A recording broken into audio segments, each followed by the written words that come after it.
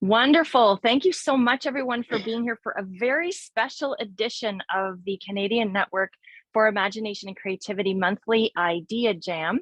And the Canadian Network for Imagination and Creativity is a network made up of all kinds of people. We've got researchers, educators, administrators, art lovers, creatives, Imaginarium individuals from all across the country and beyond. And we're thrilled for this special edition as we are participating in the World Creativity and Innovation Week Day. And I'm going to hand it over to my colleague, Goran, to tell us a bit more about that. Yeah, so it's such a pleasure to welcome you all to the World Creativity and Innovation Week and Day that starts on the Leonardo da Vinci's birthday on the 15th and ends on the 21st of April. And it's something that's celebrated now, I believe, in 159 countries in the world. So it's such a joy to see all of the talent and the genius, both creative and imaginative here. And it's a pleasure to be participating with you all. Thank you. So this is another special event with our IdeaJam because we're doing a double set. We will take a little pause in between the two, so we will stop recording and start recording again, just so that our YouTube channel, our video doesn't get too full, but we will take a small pause in between, but they will be together as a unit, so hopefully the conversation will continue to flow from one into the other. The way that this goes, if you are a first-time IdeaJam participant, we are obviously on Zoom, so the first thing is just to confirm that you are on mute, and that if you would like to participate, you have an idea, you've been inspired by something that you've heard, you want to share something. Number one, we have the chat. So feel free to jump on the chat. The live chat's been really great. It's almost like there's sort of multiple conversations and jams going on at the same time, which is really exciting. The other thing to do is use the raise hand feature, which is in the bottom of your screen. And you can just, in the reactions, you can raise hand. You can also just raise your hand and give a little wave.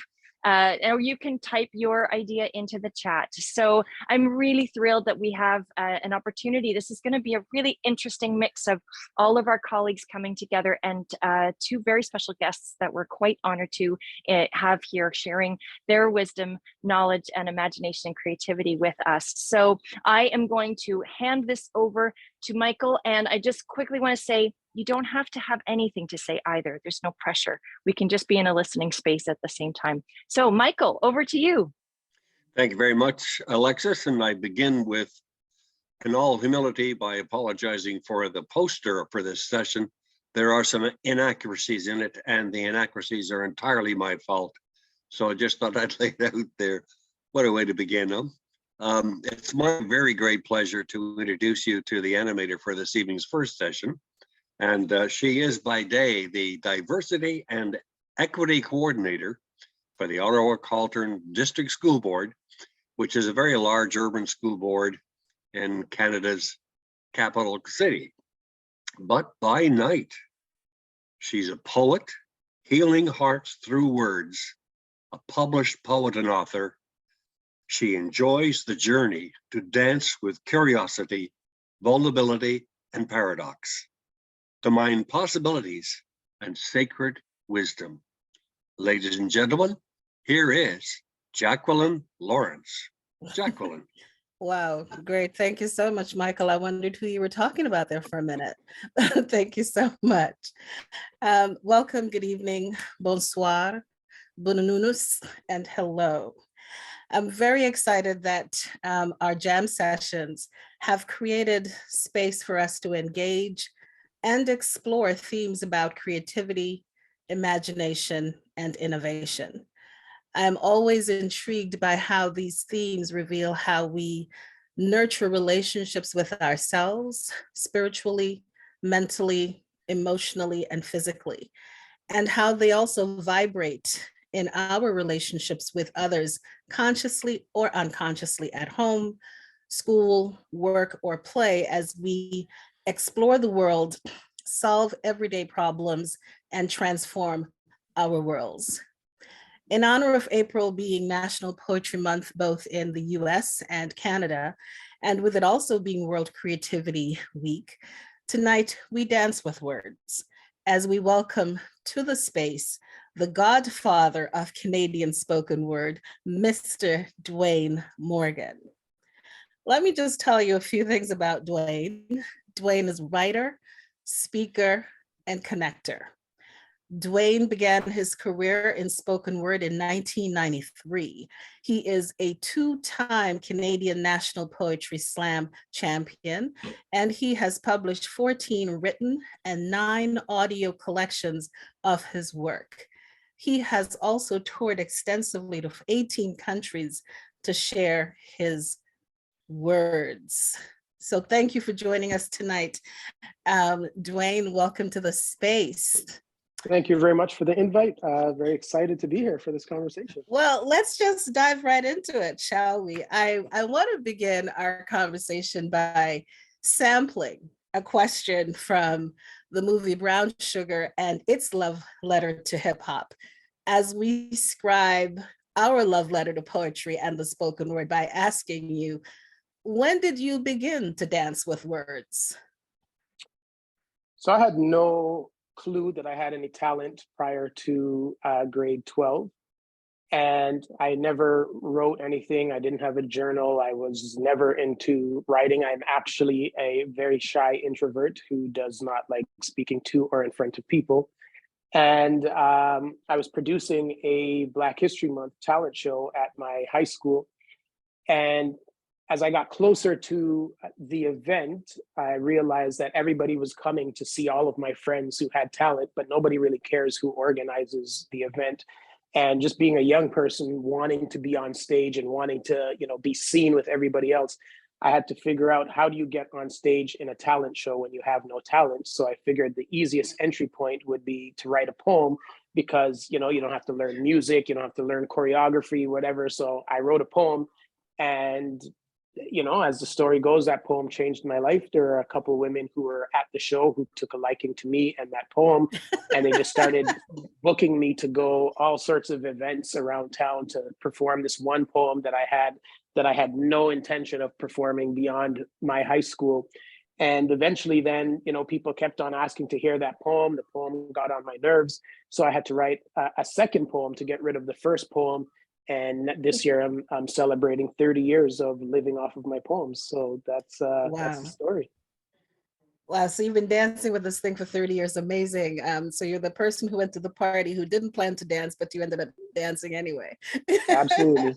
Well, let's talk about, as you started working with words and started dancing with words, rhythm is such an essential part of poetry. Or spoken word, and it often connects readers to not only what you share, what is shared on the written page, but what they hear on the stage. When I, for example, read someone like Langston Hughes, I hear jazz, or Sonia Sanchez or Nick Giovanni, I hear, that 60s, 70s kind of soul vibe, or Amira Baraka is like blues comes through, and contemporaries like Kwame Dawes and Colin Channer and Carolyn Cooper, they're called reggae writers.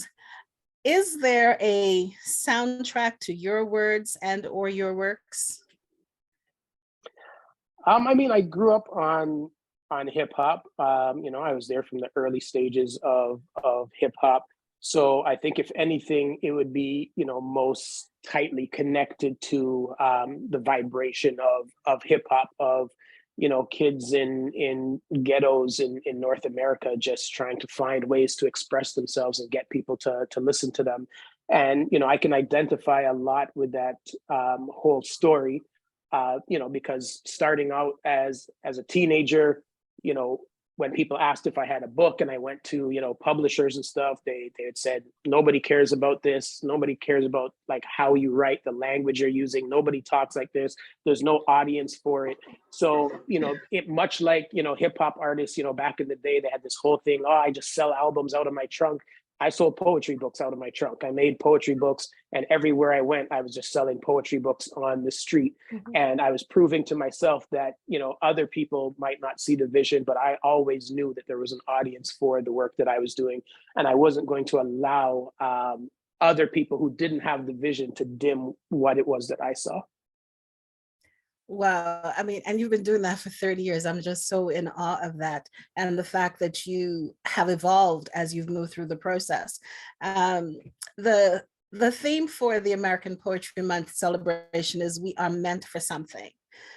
Um, I remember I was at Calabash International Writers Festival and I heard Derek Walcott say that poetry is like a documentary. And so standing on the shoulders of the griots and storytellers, you have stated that through your writing, you express the human condition through the lens of a Black man. What is the something you are documenting about what is meant to be Black, what is meant to Black men or meant for Black men? And how do you hope Black men's experiences will continue to contribute to the rhythmic evolution of humanity?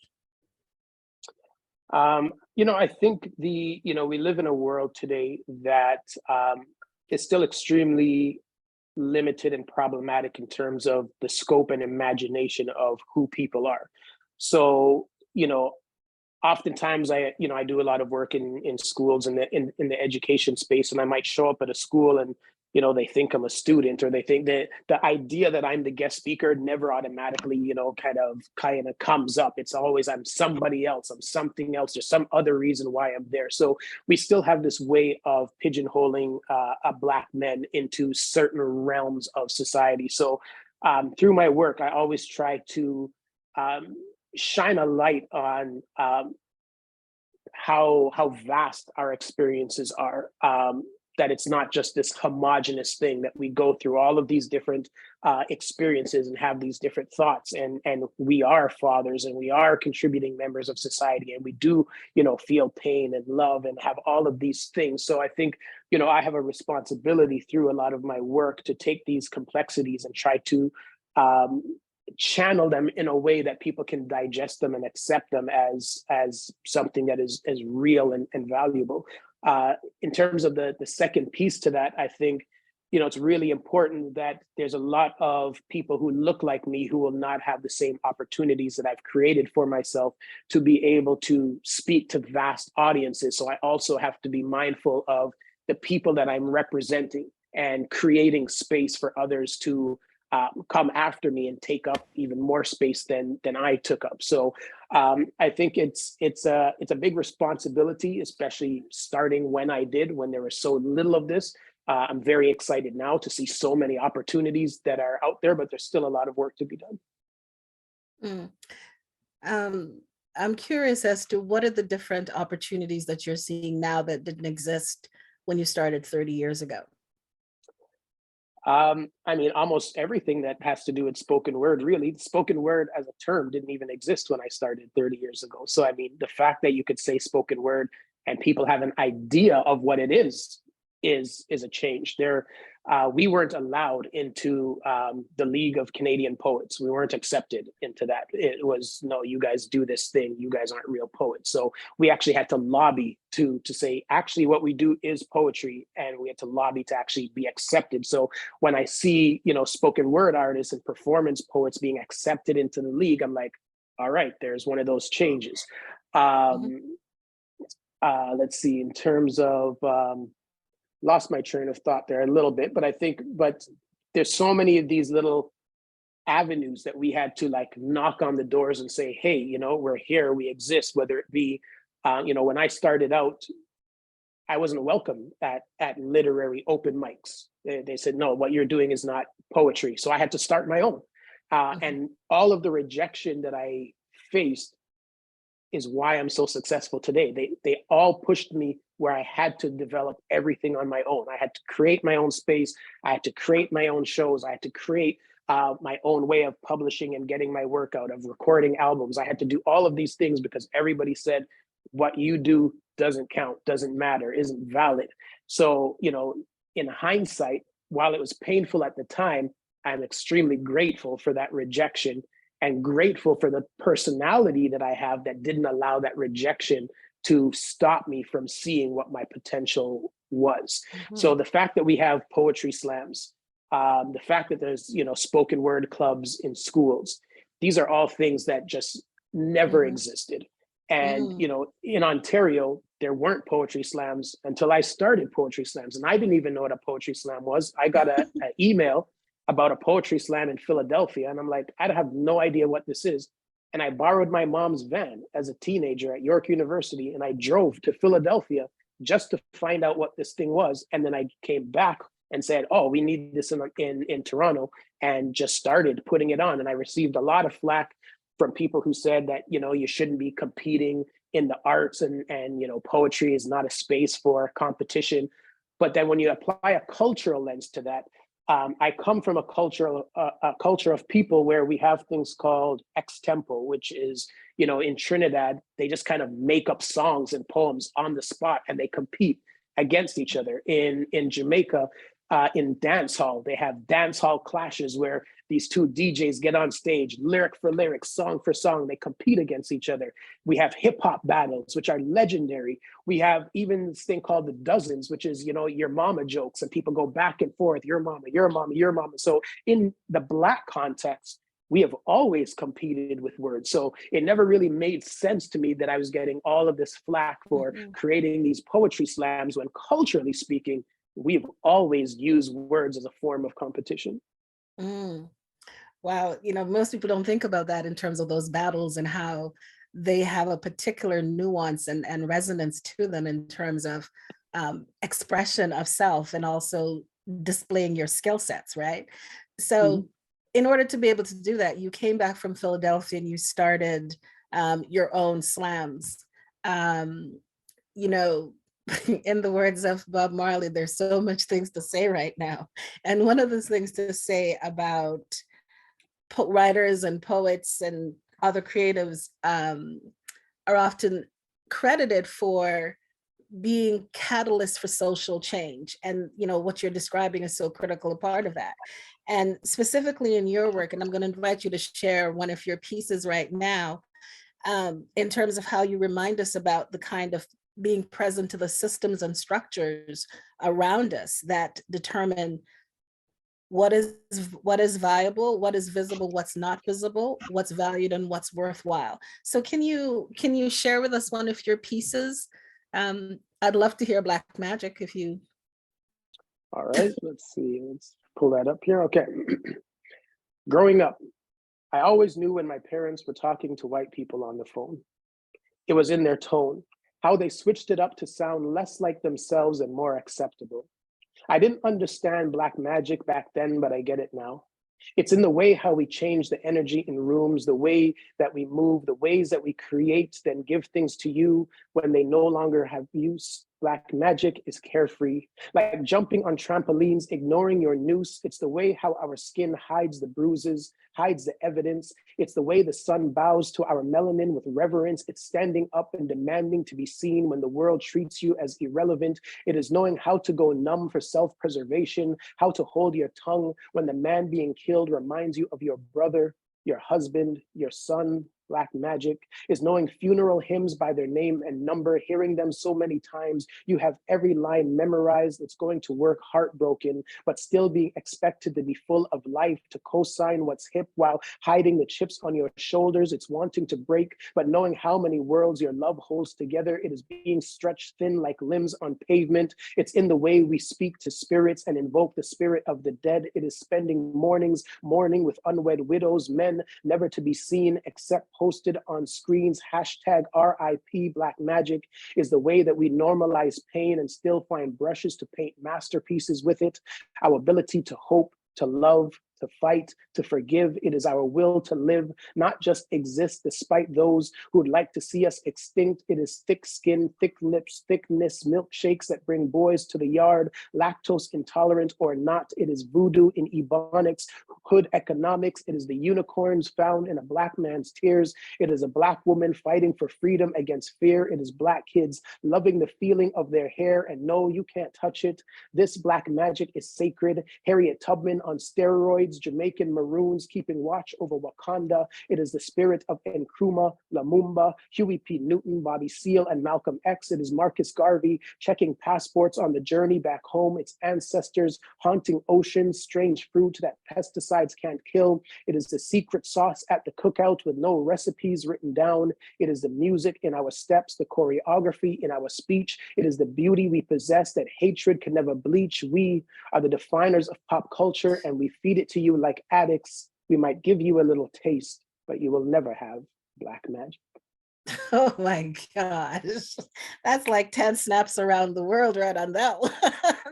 Thank you. Thank I you. mean, what you have compacted so many things in that one piece in terms of you start off with your parents and the silencing of themselves, or the shifting of themselves, or the code switching, if you will, of themselves to be able to speak in a way that's accepted within the Canadian milieu. And then you go into the whole space around, you know, those daily rituals and themes and how we integrate and we use. It's like we have this it's like our life is a cook-up recipe, and we take all of the things that happens to us in terms of the ups, the downs, the good, the bad, and you cannot bleach our possibilities. It's just such a critical piece around that. No wonder you have been able to sustain yourself in this space for 30 years, given that kind of resilience and that kind of stick-to-itiveness and that kind of embracing of self. Tell us a little bit about your journey and how you've honored and claimed those spaces of valuing your worthiness, and what you do with some of those folks, the writers and speakers and artists, you know, that come up through your mentorship process, such as When Brothers Speak or When Sisters Speak. And what do you say to them to dance the way that you dance in Black magic? You know, I think the most important thing is to know that your thoughts and who you are valuable. You know, and again, not everyone is going to choose to express themselves in the way that I do. So I always remind myself that how I express myself, I'm also expressing the experiences of people who will never say these things and will never get the opportunity to be heard in this kind of way. So, you know, I'm very mindful. So when I work with, you know, young people that I mentor, it's not really about you per se. You are the vessel that these ideas are coming through, but understand that you have the opportunity to also speak for, you know, a lot of people. Just a quick story in terms of even getting to that place is that the first time I went overseas to perform, I was performing in Munich, Germany. And it was the one time I could say that I absolutely bombed. It was horrible. People were just looking at me with this look on their face. And I was like, how fast can I get off of this stage? And when I assessed the performance afterwards, one of the things that I realized was that at the time, all of my poems are about growing up in Scarborough. And here I am in Germany telling these poems about Scarborough. And people are like, where is that? Like, what are you talking about? Like, they had no connection. Mm-hmm. And when I came back from that, I realized that I have to write work that anywhere I go, I can share the work and it's going to resonate. And that allowed me to see, okay, I can't just think locally. I actually have to think bigger and broader in terms of what it is I want to do with my work and the impact that I want my work to have. So I'm very mindful of the fact that I want a lot of people to be able to connect to my work, even if what I'm speaking about isn't something that they directly have experienced. The other piece to that is, you know, I've created so many events and platforms. You had mentioned, you know, When Brothers Speak, When Sisters Speak, which are, you know, the two biggest shows of their kind in North America. And creating that space where, you know, Black men or Black women can actually just get on stage and unapologetically be themselves. And I think that is also very rare, because in that space, they never feel like, oh, I can't say this, or I can't do that, or I can't be. You just be your 100% self and are fully embraced and accepted. Mm-hmm. Well, speaking about being unapologetic about what you say or who you be on stage, you know, earlier I mentioned that we're in the UN declared Global Creativity Day, which is tomorrow. And this week is multiple celebrations going on around the world. And this is really an event or a space that really speaks to raising awareness around the importance of creativity and innovation in problem solving with respect to advancing the UN's Sustainable Development Goals as well, or their global goals. And these goals include conversations around poverty, hunger, health and well-being, education, climate, inequities, et cetera. And, we're at some point, we're still in that conversation of COVID, and COVID brought up so many of these inequities. And these are inequities that folks have been speaking about in different ways. And as you spoke about, how do you make those individual experiences within the context of a universal context? And it goes back to this thing about what is it that you want your work to share or to do or have the impact. And I'm wondering for you, in light of the fact that these are things that have been spoken to time and time again, we saw this incredible swell of outpouring that occurred with George Floyd's death. Where do you see us moving towards really addressing those inequities now as we hear them and be present to them? And it's not just in it's not just in the US, it's not just in Canada, it's global. Because when you have these sustainable goals by the UN, it talks about the far-reaching nature and the universal context of this work. What are you hearing around that in terms of how your work can help to shed some light on those kinds of issues, or have been shedding light on those issues? I think there's a lot of people who have a deeper understanding of the Black experience from listening to some of my poems, from listening to some of the talks that I give.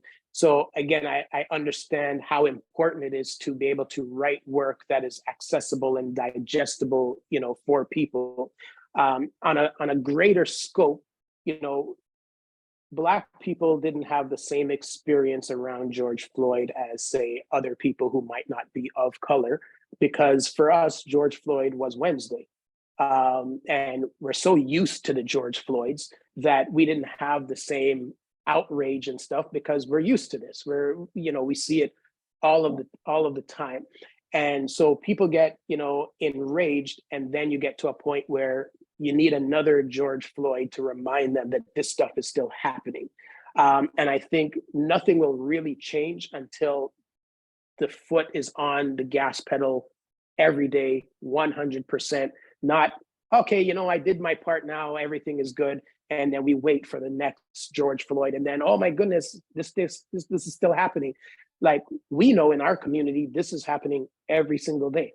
So we still have a lot of work to do to move society to a place where, people who look like me can leave their homes and feel safe in any environment that they're in, because oftentimes we feel extremely unsafe in many environments that we find ourselves in, and can't fully be ourselves in those environments because half of us is worried about our safety in that environment. And if you're worried about your safety, you can't authentically be yourself or be present because, in your head, you're somewhere else. So, it really does a disservice to our society, communities, when we have people in environments where they don't feel like they can be fully themselves.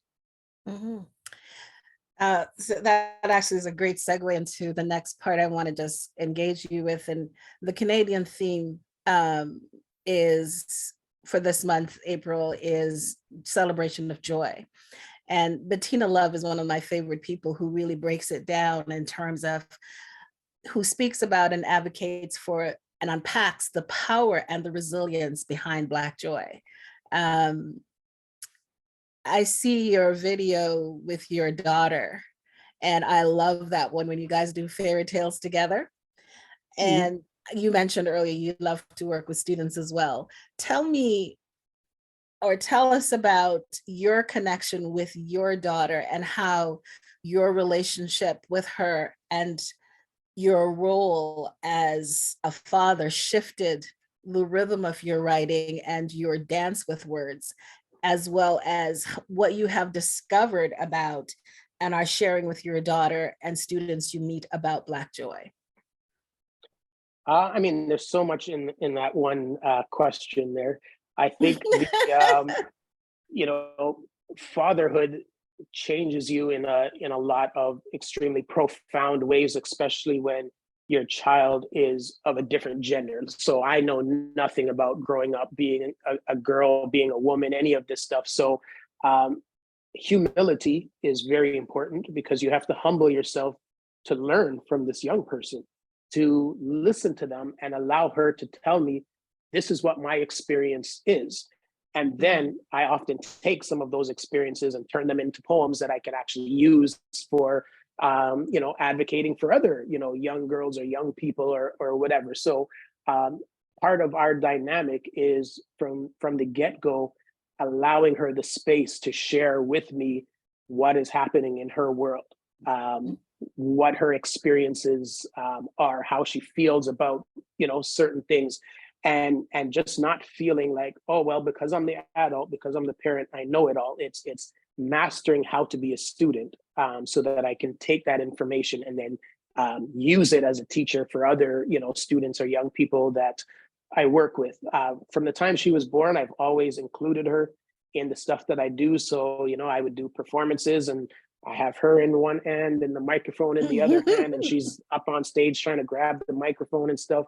And, you know, when I wrote fairy tales, I wrote it just because it was so hard to find books that had characters that looked like my daughter, that I wanted to write, you know, a children's book.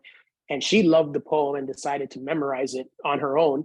And then I said, well, since you have it memorized, why not come and perform it with me? So every time she performed it with me, she would get paid $10. And that was, you know, technically, like, you know, her first job. I wanted her to know that the arts, that the arts pays, and you know, your time and your effort should be compensated. And I wanted, that was the easiest way for me to show her that, you know, there is monetary value to art, to being on stage, to expression.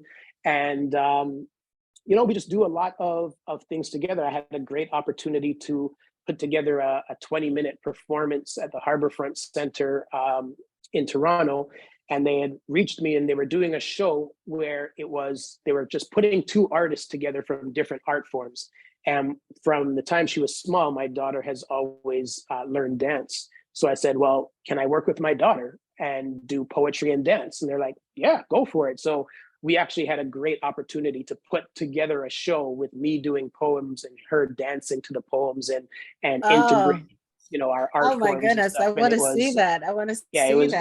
It was totally an awesome experience, and great to have that experience with her, and you know, just be able to embrace the joy of working together and to creating you know, something new together.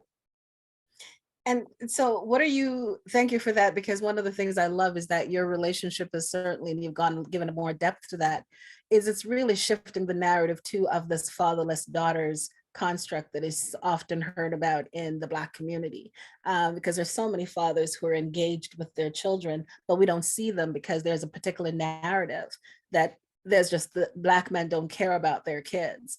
And I just love the relationship that you have with your daughter, and from such a young age as well. Can you share with us, please, who's teaching the boys? For sure. That would be great. No problem. When my daughter told me that she was being teased by one of the boys in her class, I couldn't help but laugh, knowing that he had picked the wrong one. A girl with a razor-sharp tongue who would sharpen her edges on a fragile ego just for fun, if provoked. I let her know that the next time he loses his mind, simply tell him you're only doing that because you like me, but say it when he's with his friends. Watch him shrivel up like the Wicked Witch of the West, because the worst thing for a boy is to be caught having emotions that aren't anger or aggression, to be forced to be held accountable for his actions and intentions. And who's teaching the boys that no means no? Not maybe she didn't mean it, not maybe I should try again later, until such time that boys no longer feel a sense of entitlement simply because of how they were born. I will continue to be a thorn in their sides, a parenting vigilante, okay with Me Too as a movement, but not wanting it to be a part of another generation's reality. So I've given her permission to snap at any boy who thinks that snapping bra straps is cute, to clap back at anyone who gets confused, thinking that they can touch without permission or invitation. And who's teaching the boys that their unsolicited, opaque opinions are okay. Until such time that things change, I will continue to teach her to be careful, know where the exits are, yell fire instead of rape, watch her drinks, travel in groups until such time that boys will be boys ceases to be used as an excuse, freeing them from taking responsibility. I will question, who do these boys become when they are taught that it is taboo to love, to like, to feel? Every 3 days across this land, a woman or a girl is killed 90% of the times at the hands of men. Who's raising the boys who grow up to be them? Who's teaching the boys that rejection is just another part of life? Until such time that missing a shot with a girl is treated with the same nonchalance as missing a shot in a game, I will continue to teach her that pain doesn't mean I like you, and to be wary of predators cloaked in affection, because there are some who will seek to build themselves up using the broken pieces of your self-esteem, pieces broken by their very own hands. Who's teaching the boys not to use their words, to have expectations for the bodies of others that they would never accept for their own, to act as though they are owed simply because they were born male with no other virtues? Have you ever questioned who's teaching the boys? Yeah, I get it. Me too. Mm, mm. I mean, that's another powerful piece. And I mean, the accessibility of language and using language that a lot of kids can hear and relate to, and be able to hear that their words being expressed, their experiences being expressed in such a powerful way. Thank you for sharing that. Pleasure. I want to go back a little bit to that question about, you work in schools as well, and what is part of your support with students in terms of Black Joy? Because that piece, that freedom that gives students to, especially boys and girls, to be able to know that they can actually build relationships in a respectful way is so significant. And that's a part of Black Joy for sure. Absolutely. And I think, there's a very negative storyline that is at play. In February, on breakfast television in Toronto, I was being interviewed, and they asked me about Black History Month and trauma, and I had to stop and reframe the conversation and say our history is not about trauma. Trauma is not synonymous with our experience. If you want to speak about trauma, a better conversation is, what are the things that other people have done to make your experience traumatic? But our experience in and of itself is not traumatic. If there is a hurricane in Jamaica today, by Monday, there's a song about it, and by Wednesday, there's a dance about it. And that is how we operate as a people. We can find joy in absolutely everything. We are a jovial people. We love to laugh. We love to embrace life. So even when I'm speaking about heavy topics, I always like to do it with a certain amount of lightness and joy to it, because at the end of the day, there are all these big issues, but we're still alive. And we're still supposed to love, we're still supposed to laugh, we're still supposed to have great experiences, we're still supposed to make memories with our children. It cannot be gloom and doom. So when I go into these schools and I'm working with young people, it's really to remind them that your existence is not tragic. Your existence is not negative. You are meant to experience joy and happiness, and to smile and to laugh and to fill a room with with your voice.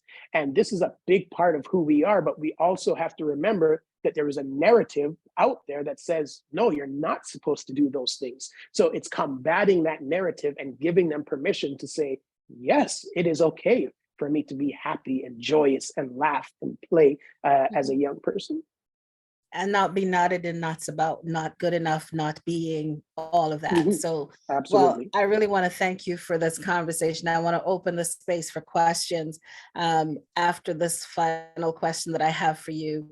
There are many writers that you're exposed to. Which writers and their rhythms or their words take you to a place that supports you to be home within yourself?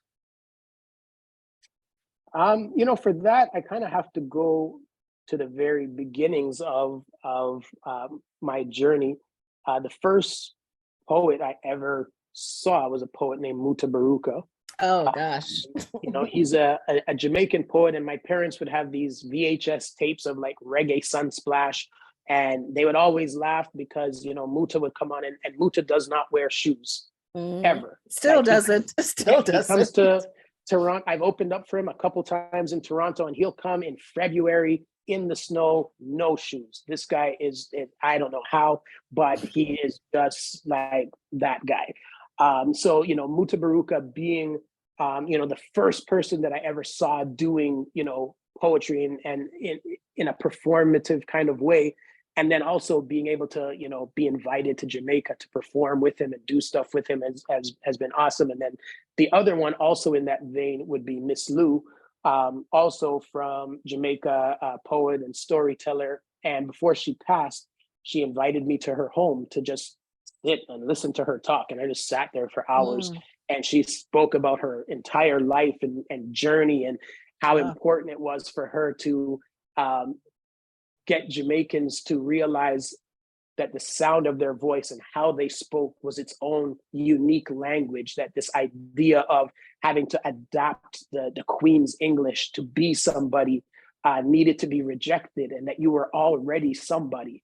And, you know, these things that she was saying to me sat with me and are still with me today in terms of how I craft my work and how I express and try to inspire, you know, younger artists. Oh my goodness, you're sitting at the feet of the legend. I mean, my goodness, thank you so much for sharing your stories and your pieces. Dwayne, are there any questions for Dwayne? Both Fred and Jillian, you had put a question in the chat. Would either of you like to ask Dwayne your question? Fred, go ahead.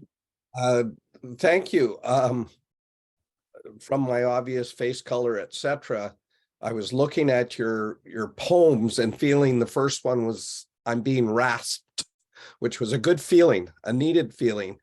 And then the second one, I kind of felt like a speed bag and I'm just being knocked around so fast. I'm wondering if you do anything to create a longer term retention of your words so that we meditate on them longer. Do you use images and have the words play around the images? Do you flash photographs as you're speaking? I'm just curious as to how you make us ponder them deeper and longer. So I don't actually, a great question. I don't actually do any of those things. You know, one of the things for me is that I'm not so hooked up on, you know, people necessarily remembering what it is I said. How I write because I want people to feel something.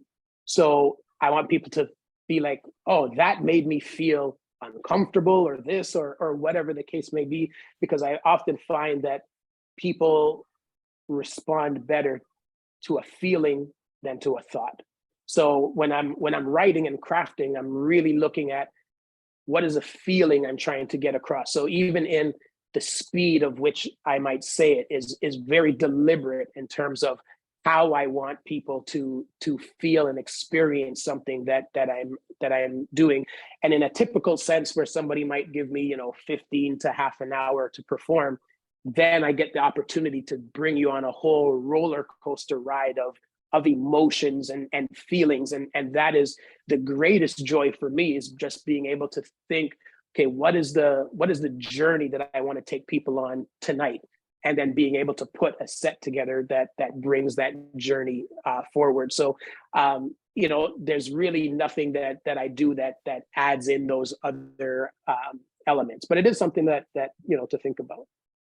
And there, you can also get the books. That's not for, or the videos.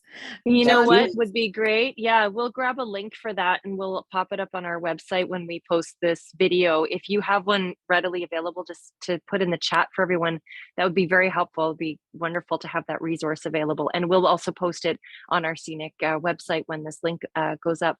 Jillian, did you want to ask your question or has it been answered? I would be honored. I would love to know, Dwayne, what do you do to get inspired sometimes, to let those words and images and truth start rolling out?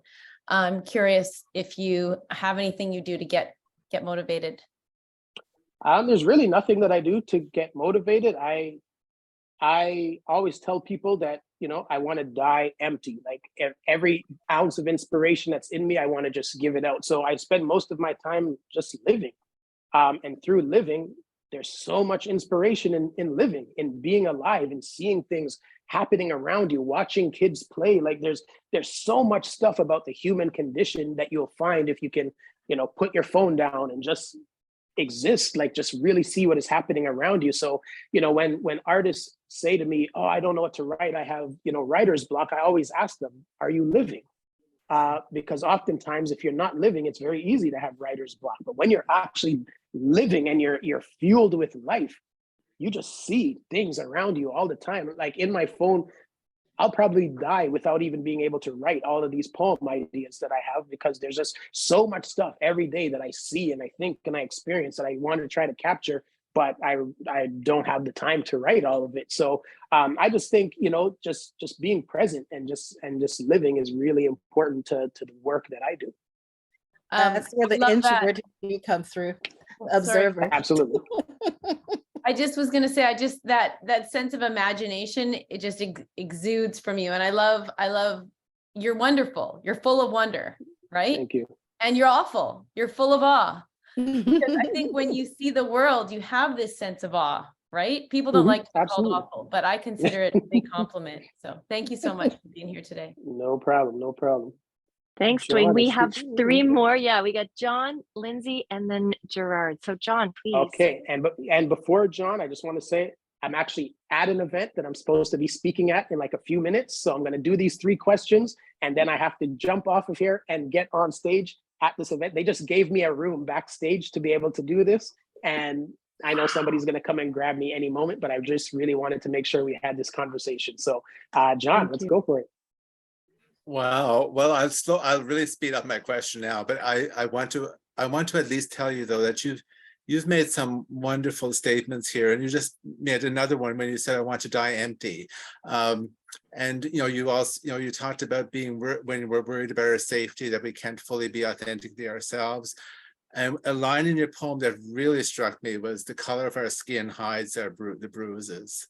That, and yeah, so I'm a poet. I'm also a parent of a daughter. That your comments about being a parent of a girl, of a woman, really struck me. I also I meant to start by saying I really like your hat, by the way. But my question is, Dwayne, do you get tired of educating? That's a great question, and absolutely I do. I wish I didn't have to educate so much. Maybe my work would be different if I didn't have to educate so much. Maybe I could actually write about, I don't know, nature and grass and stuff. But the reality is I don't have that as a luxury. And for many Black, Indigenous artists, our work is so urgent because it's life or death, so we have no choice but to do this work. So it's a double-edged sword, because who or where would I be if people finally got it? But it does get tiring having to do this education over and over again. Lindsay, and then Gerard, really quick. Okay.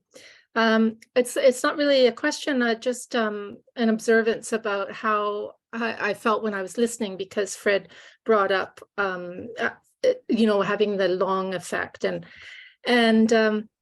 one of the things that was happening was I had an experience that was familiar, and then bang, the next line, that experience that I just had that was familiar was flipped over and unfamiliar.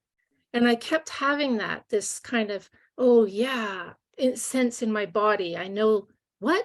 No, I don't know. Oh yeah, I know that. No, I don't know. And I found that very lasting. I'm still reverberating with it. So thank you.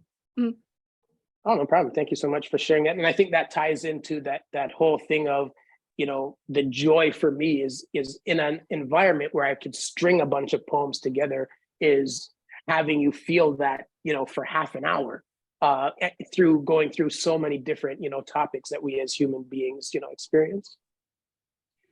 Gerard, last one. So the other night I was watching 60 Minutes, and they were interviewing the CEO of Google, talking about the new AI called Bard, which is a reference to Shakespeare. I'm just wondering, as a writer, how worried are you about AI interfering with the work you're doing? I think we should be very concerned about it. I think the one thing that AI can't do is get on stage and perform the work. The AI can create the work. So just like there's Bard, there's another one called Chat GPT. And I went on Chat GPT and I said, write a poem about racism in the style of Dwayne Morgan. And I was shocked by what it spit out, because was actually able to write something that would be similar to what I would write. I'm like, how does it even know who I am? But it's able to like just grab things from the internet so fast and then just put this thing together. So as creatives, we should be very concerned about what is happening with AI. AI can create a novel for you, a poem for you, a song for you, absolutely anything in seconds. So it's really going to be interesting to see what the future of the creative arts is going to be. Our main thing is the fact that we are the ones who get on stage and do it. So that is going to be, it's probably going to end up becoming even more expensive to go to live music and concerts and all these kinds of things, because there's going to be so much art that is out there that is created by computers, that to actually go and see something created by a human being is going to come at a premium. Well, Dwayne, I want to just say thank you so much. I know you got to get on stage, my friend, but thank you so much for creating the space and the time to be with us to share your pure awesomeness. And thank you everyone for being so engaged and listening and being a part of this evening. So thank you very much. Thank no you. problem. It's my pleasure. Thank you. Wow, thank you, Jackie, for connecting this network expansion to Dwayne. This is a real honor to have you a part of this as a guest. And we know you got to run, but we do have a couple more minutes left in this idea jam. I want to toss it back to Jackie, and I want to ask you about Dwayne's influence on your world and the work that you do. Oh my! Okay, so before I have Jackie, total before bias. Jackie answers, I'm just going to say bye. So okay, bye, Dwayne. Yeah, all right, Jackie, bye, Dwayne. All right. I have total bias where Dwayne is concerned, because I think he's the premier spoken poet in Canada. And as he said, he's been doing it for 30 years. And one of the things he has influenced me around is to know that I can distribute or share my work in different diverse audiences and stay true to who I am. And that is a key part of what he has certainly shared with me over the years, and be a part of my own learning and growth around that. And not to mention, to be able to make your living as an artist for 30 years, that's a boldness that I haven't fully stepped into yet, but maybe my next career move will be that. Does anyone have any last thoughts or reflections for Jackie, or just for the group that we can maybe take away and think about? Some really great stuff in the chat. Yeah, Jackie, do you have anything? Yeah, I just want to close with a poem of mine, keeping with the dancing with words thing. Yes, I wrote a piece that's called Come Dance With Me. This is kind of the sassier side of me, so this is all good. So last time, he said, you told me half your age plus 7, and you're really going to let 2 years keep us apart? Come, dance with me. The no on my lips became a yes the instant his fingers touched mine.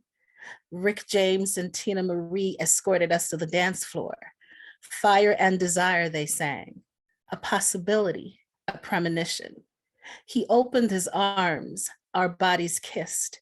It doesn't feel like the first time. It feels like home. So there you go. We're dancing tonight. Were we ever, and thank you for bringing this opportunity to us, Jackie. This is a real gift. John, do you have a lasting thought? Yeah, just one comment for Jackie. Jackie, I've seen a number of people interviewed, and sometimes people forget how the significant role of the interviewer in an interview. Like, you really created a space for Dwayne to share what he did. And again, I just want to say that your interviewing skills really made this evening possible, as well as Dwayne's talent. So thank you for that. Thank you for that comment. Thank you. I appreciate that. So the link is in for Dwayne's book is in the chat. So do take a look at that if there's an opportunity to get a copy. I certainly will be ordering one of my own, and we will post this video and all the rest of it. So on behalf of CNIC, Canadian Network for Imagination and Creativity, thank you for this special edition, and thank you, Goran, as our World Creativity and the Innovation Week and Day representative from UNESCO. Thank you for having us and having this event as part of that week. So thanks, everyone. We're going to stop recording and we'll take a little short break and we'll pick up right back.